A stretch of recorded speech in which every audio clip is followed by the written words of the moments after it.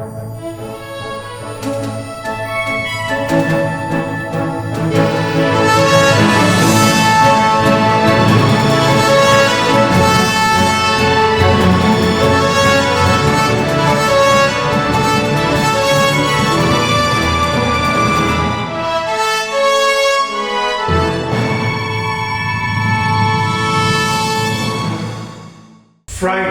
यानी फिल्मों का दिन आ गया है और आ गया है फिल्म स्कूल फॉर फ्री का 3rd एपिसोड। मैं हूं अमित अग्रवाल, एक सक्सेसफुल इंडी फिल्म मेकर जिसने फिल्म्स, मीडिया, फैशन और म्यूजिक इंडस्ट्री में एस्टैब्लिश किया है कामयाबी का एक रेप्यूटेड वर्टिकल।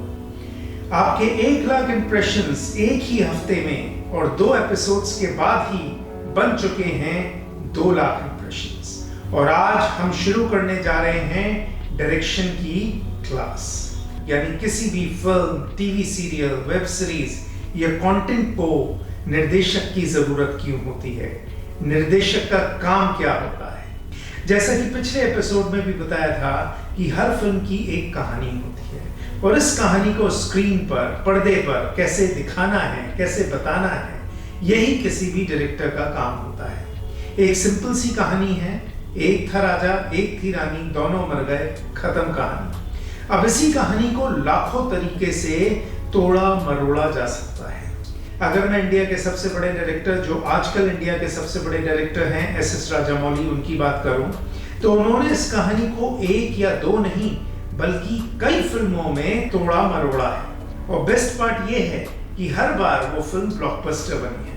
3 फिल्में जो एकदम से मेरे ध्यान में आ रही हैं वो है मागाधीरा, ईगा या फिर मक्खी और बाहुबली। अब आप कहेंगे कि मागाधीरा तो ठीक है, पर ईगा और बाहुबली में राजा और रानी कहाँ मरते हैं? क्या है, मैथ्स और साइंस के सेट फॉर्मूला होते हैं, 3 + 3 = 6, 4 + 5 = 9। पर क्रिएटिविटी में 3 + 3 = 0 भी हो सकता है, 4 + 5 = 69 भी हो सकता है, as long as you can convince and contain the audiences। अब containing the audiences का क्या मतलब होता है? containing the audiences का मतलब होता है कि audiences को एक डायरेक्टर फिल्म से कैसे बांध कर रखता है।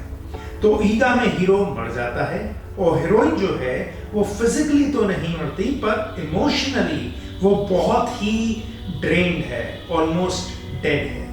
हीरो का पुनर्जन्म होता है एक मक्खी के रूप में, और वो ना सिर्फ अपनी रानी को विलन के पंजे से सेफ रखता है बल्कि विलन को मारकर अपनी मौत का बदला भी लेता है।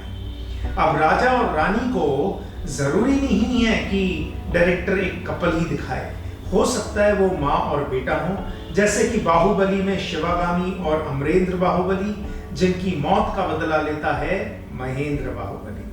तो देखा आपने कि एक ही डायरेक्टर एक ही कहानी को कितनी ही तरह से तोड़ मरोड़ सकता है, घुमा फिरा सकता है।